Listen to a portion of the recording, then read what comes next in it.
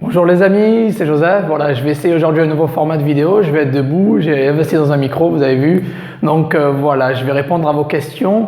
Cette vidéo aujourd'hui, elle va être au sujet donc, de toutes vos difficultés et de vos problèmes, tous les problèmes que vous rencontrez, les difficultés que vous rencontrez dans votre business en ligne, que ce soit eBay ou Shopify. Donc voilà, vous avez laissé beaucoup de questions sur le groupe, donc je vais y répondre. Donc ceux qui ne sont pas déjà sur le groupe, allez vous rejoindre le groupe. Je mets le lien en description, rejoignez mon groupe Facebook. Abonnez-vous à la chaîne et mettez un petit like aussi, ça ferait plaisir. Alors, donc je vais commencer avec les questions. Alors tout d'abord, la première, c'était la vente sur Amazon. Alors, pour vendre sur Amazon, c'est vraiment quelque chose de plus avancé. Moi, si vous débutez dans le e-commerce, je vous conseille de eBay directement. Et après, peut-être essayer Amazon quand vous aurez plus d'expérience parce qu'ils sont très très stricts et vraiment très carrés. Donc, il faut vraiment tout bien déclarer à l'avance, avoir le stock surtout le dropshipping est très très contrôlé. Donc, il va falloir avoir les factures avec le bon stock. Vous ne pouvez pas improviser, il faut éviter vraiment la Chine. Donc, c'est assez avancé. Donc, si vous avez l'expérience et que vous avez vraiment, vous avez du succès sur eBay, je vous conseille de passer à Amazon. Ça sera l'étape suivante, logique. Voilà. Après, je pourrais faire des vidéos dans le futur sur ça, mais pour l'instant, on va se focaliser plus sur eBay et Shopify. Le calcul de la marge. Alors, quand je trouve un produit, on va dire par exemple à 5 euros, je vais facilement pouvoir le mettre à 8 ou 9,99. Donc, je vais doubler le prix. Ça va être du 100%. Quoi. Mais en général, je tourne entre 40 et 100%. Du coup, 40 et 70%. Le 100%, c'est assez rare. Donc, la marge va être haute sur des prix à basse valeur, c'est-à-dire à moins de 10 euros. Par contre, pour des prix plus chers, par exemple, si je vends quelque chose à 200 euros, je le mettrai maximum à 260 euros en vente. C'est vraiment parce que il faut bien compter que il faut garder des prix compétitifs, il ne faut pas être trop gourmand. Et les clients, donc, du coup, ils vont vouloir chercher le prix le plus intéressant. Et faire une commande, ça va nous prendre quoi, 2, 3, 4, 5 minutes maximum. Donc, si je gagne 20, 25 euros sur la commande pour travailler 2 minutes, ça ne va pas me gêner. Donc, plus les prix vont monter, plus j'aurai une marge réduite en fait. Ma marge sera haute. Donc voilà. Pour ce qui est le calcul de votre bénéfice net, alors ça c'est autre chose. Déjà eBay, il faut savoir, ils prennent des commissions différentes pour chaque catégorie. C'est-à-dire si vous vendez un objet un objet électronique, vous n'allez pas payer la même chose que si vous vendez un objet de maison, d'article de maison. Donc ça peut aller de 3 à 8%. Il y a un lien, il y a un article eBay sur ça que vous pouvez aller voir sur leur site. Les commissions eBay peuvent varier de 3 à 8%. Donc après, c'est à vous de voir. Selon ça, vous allez déduire ce 3 ou ce 8% ou 5,7% selon la catégorie. PayPal, on va prendre leurs frais de base. Surtout le mois prochain, ils vont changer à 2,9% pour tout le monde avec 30 centimes, je crois, de frais de commission. Donc les frais PayPal, ils sont fixes. Donc voilà, sauf après si vous avez un compte pro et que vous faites au prorata, etc., c'est différent. Mais en général, voilà, donc c'est du 2,9% sur PayPal et eBay de 3 à 8%. Après, bien évidemment, il faut déduire vos charges sociales, vos frais, selon si vous êtes micro-entrepreneur ou pas, si vous avez une société. Si moi, je suis déclaré à l'Angleterre, donc c'est un petit peu différent. Voilà. Donc après, tout dépend vraiment de votre déclaration. Prochaine question que j'ai eue, c'est pour la sponsorisation. Comment expliquer que certaines annonces sont placées plus haut et d'autres plus bas? Comment cela s'explique? Alors tout d'abord, tout ça va être déterminé par la niche, le produit lui-même et la compétition. Alors si vous êtes dans une niche super compétitive, ce qui va arriver, c'est que ça va être beaucoup plus dur de se faire une place sur le marché. Donc même si vous sponsorisez, vous pouvez vous retrouver en milieu, voire bas de tableau. Après, le produit lui-même, s'il est beaucoup recherché, vous avez plus de chances de vous retrouver en haut du tableau. Le titre, alors le titre c'est super important.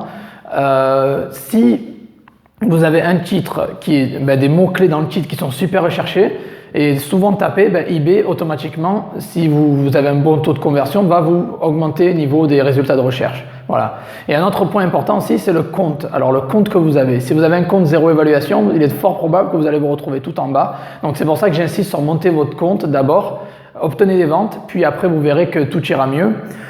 Vous aurez une visibilité beaucoup plus importante. Voilà. Donc votre compte va faire la différence pour comment vos annonces vont se placer, votre compte, la niche, le produit, le titre et donc votre taux de conversion bien évidemment. Voilà. Prochaine question que j'ai eue, c'est l'activité sur eBay. Alors, est-ce qu'être actif, vraiment, ça fait la différence? Oui, ça fait énormément la différence. eBay adore les vendeurs actifs. Donc, il est très important de se connecter, on va dire, oui, 2 fois par jour, ça serait l'idéal. Répondre aux questions des clients très rapidement, envoyer les produits rapidement et vraiment être réactif. eBay contrôle ce genre de choses par vos stats, par vos performances, vos seller metrics. Mais c'est très important d'être actif. Alors oui, si vous laissez votre compte eBay à l'abandon, eBay va le savoir et vous allez perdre en vente. Donc c'est comme tout, si vous vous occupez pas de votre business, il va couler. Donc il faut lister régulièrement, il faut se connecter régulièrement, répondre aux clients rapidement. C'est très très important. Prochaine question, alors comment mettre un compte en stand-by, en genre de mode vacances en fait? J'ai eu cette question assez souvent. Alors moi j'ai une petite astuce pour ça, je passe par un petit raccourci. Je vais directement dans mon eBay, mes messages. Puis après, vous allez dans modifier les paramètres. Il y a une petite, au-dessus des messages, il y a un petit lien bleu là, modifier les paramètres. Vous cliquez dessus, modifier les paramètres et vous pouvez sélectionner le mode vacances dans ces paramètres-là. Mais vous pouvez aussi, en même temps, bloquer les achats ou pas. C'est comme vous voulez. Après, sans les bloquer, ça peut vous attirer des ennuis au niveau de la livraison parce que le délai de livraison ne va pas changer. Ça veut dire que les clients, même si vous mettez une annonce, ils vont ignorer cette annonce et le délai de livraison sur votre annonce va rester le même. Donc du coup, si vous dites que vous revenez en vacances le 25 avril et qu'il achète le 14, il n'aura pas avant le 25 bien évidemment, mais la date d'estimation va rester la même. Donc peut-être le mode vacances est bon si vous bloquez les achats, si vous n'êtes pas là pendant un moment. Alors, comment faire pour obtenir 10 ventes sur Shopify? Alors, Shopify, c'est vraiment assez différent d'eBay. Vous pouvez faire 10 ventes en 24 heures si vous le souhaitez. Par contre, il faut avoir une très bonne stratégie marketing. Alors, il faut avoir un site pro, j'en ai déjà parlé, un site professionnel, une bonne niche et de bons produits qui sont recherchés et des produits vraiment de qualité, mais à prix très compétitif aussi. Parce que vous vous retrouvez sur Google, Google c'est la jungle, donc il va falloir quand même faire la différence par rapport aux autres. Et donc, votre stratégie marketing va faire la différence. Même si vous n'êtes pas le plus cher, vous n'êtes pas le moins cher, pardon, vous pouvez quand même vendre en ayant une très bonne stratégie marketing. Voilà. Bon, je recommande Google Shopping d'ailleurs. Produits winners, comment les trouver? Alors moi j'en ai beaucoup parlé, les produits winners ça va être sur eBay. Bien évidemment, moi je fais la plupart de mon business sur eBay. Donc c'est là où je trouve mes produits winners, mes fournisseurs. Les produits winners, je viens explorer les catégories via les bons plans, via les à la une, les produits à la une, ça c'est vraiment la clé aussi à la une, ils vont vous montrer ce qui cartonne. Même si c'est des produits qui viennent d'Europe, c'est pas d'autres pays européens, c'est pas grave, vous pouvez quand même les mettre sur la France, vous verrez que souvent ça cartonne aussi. Commencer avec un compte zéro éval. Alors ça j'en ai déjà parlé, j'ai des vidéos sur ça aussi. D'ailleurs les 3/4 des sujets j'ai des vidéos, je vais les laisser dans la description. Le compte zéro évaluation. Alors un compte zéro évaluation est un compte qui sera vraiment en bas des résultats de recherche. Alors pour monter, le plus important va être de passer, monter votre compte progressivement. Ça veut dire commencer à acheter des petites choses, vendre des petites choses, des petits objets pas chers, à bas prix, juste pour obtenir des évaluations. Voilà, donc j'ai une vidéo sur ça, je ne vais pas trop m'attarder dessus, mais le début est le plus dur. Le plus dur est de générer vos premières ventes. Donc mettez des produits de bonne qualité, pas chers, maximum entre 5 et 10 euros maximum. Juste pour même si vous ne faites pas d'argent au début, n'oubliez pas que le but c'est le long terme et avoir un business viable.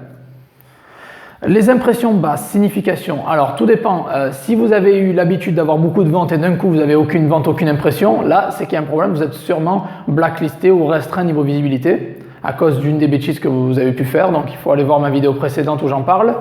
Par contre, si vous avez une impression vous n'êtes pas restreint, mais vous avez de mauvaises impressions, basses et basses, c'est sûrement à cause de vos produits, à cause de votre titre, à cause de votre image ou à cause de votre prix.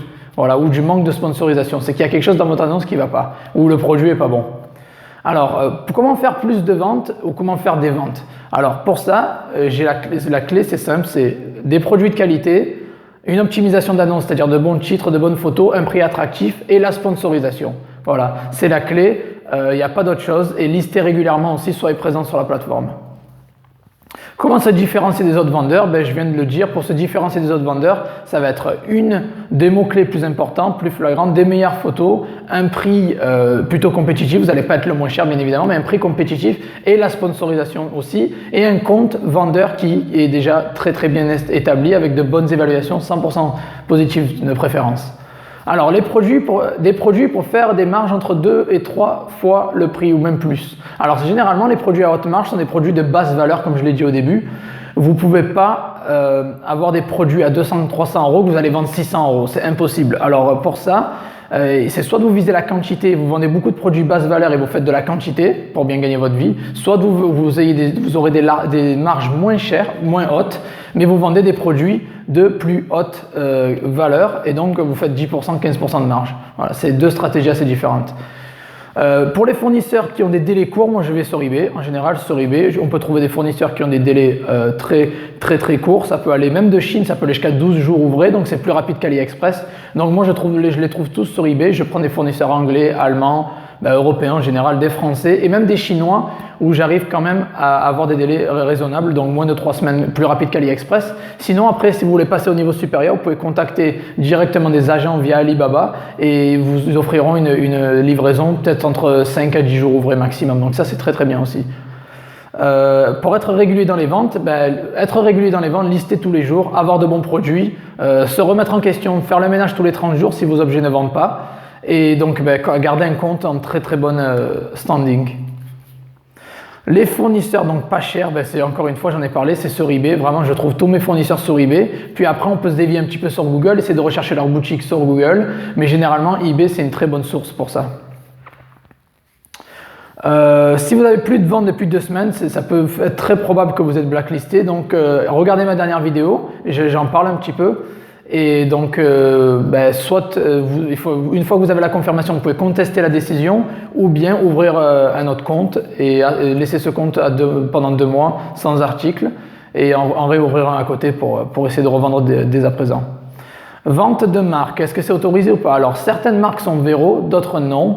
Comment le savoir? C'est très dur. Moi, ça fait 3 ans que je fais ça. Je ne connais même pas toute la liste des marques que je peux vendre. Mais j'ai vendu pas mal de marques. J'ai vendu des marques qui m'ont grillé, qui m'ont suspendu mon compte ou d'autres marques qui sont bien passées. Donc, c'est avec l'expérience que vous allez savoir ça. Et la liste Vero en général. Vous pouvez contacter les marques directement aussi si vous le souhaitez. Alors, attirer les clients vers votre annonce, justement, comme je l'ai dit tout à l'heure, pour les attirer, ça va être sur eBay un bon prix, un bon titre, une belle photo, la sponsorisation pour la visibilité. En dehors d'eBay, ça va être une très bonne stratégie marketing. Voilà. Vente d'objets pas chers, plus chers quand? Alors, il faut faire la vente progressive. Ça veut dire qu'il faut vendre vos objets de valeur plus importante de manière progressive. Ça veut dire si vous vendez beaucoup d'objets de 20-30 euros, vous pouvez organiquement passer à 50, 100, 50, 60, 70, puis commencer à monter ça progressivement. Donc les produits de haute valeur, moi je vous conseille d'y aller progressivement. C'est très important. Il ne faut pas passer du coq à l'âne parce que vous pouvez vous faire restreindre par PayPal. Donc c'est quelque chose qui doit arriver organiquement en fait. Et après les 90 jours, je dois vous dire que vous avez, après 3 mois, donc après votre première vente, vous avez beaucoup plus de visibilité.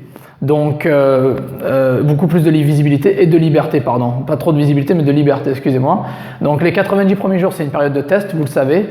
Donc, après cette période-là, vous aurez plus de liberté. Vous pourrez commencer à lister des objets de plus haute valeur. Par contre, ne faites pas des pics de vente. Vous ne vendez pas des objets à 20 euros le lendemain à 500 euros parce que PayPal va vous bloquer les fonds, va vous demander des factures, va vous fermer votre compte. Donc, il faut y aller de manière progressive. Si vous vendez régulièrement des objets à 50 euros, vous pouvez commencer à vendre à 70, à 80, 90, etc. Pour scaler, ça veut dire passer au niveau supérieur, ça veut dire augmenter votre chiffre d'affaires de manière conséquente ou progressive, du moins je conseille. Alors pour ça, moi j'ai une stratégie tout à moi où c'est je diminue les objets à basse valeur et je commence à me focaliser sur des objets à plus haute valeur. Ça veut dire j'aurai moins de marge bien évidemment, mais beaucoup plus, moins de travail parce que je vendrai peut-être 5 à 10 objets par jour, mais des objets... ma vidéo a coupé, non. Donc voilà, excusez-moi, je crois que la vidéo est un petit peu coupée. Donc oui, scaler, donc passer au niveau supérieur, se consacrer sur une stratégie différente, c'est-à-dire laisser tomber les objets à plus basse valeur et vous focaliser sur des objets à haute valeur.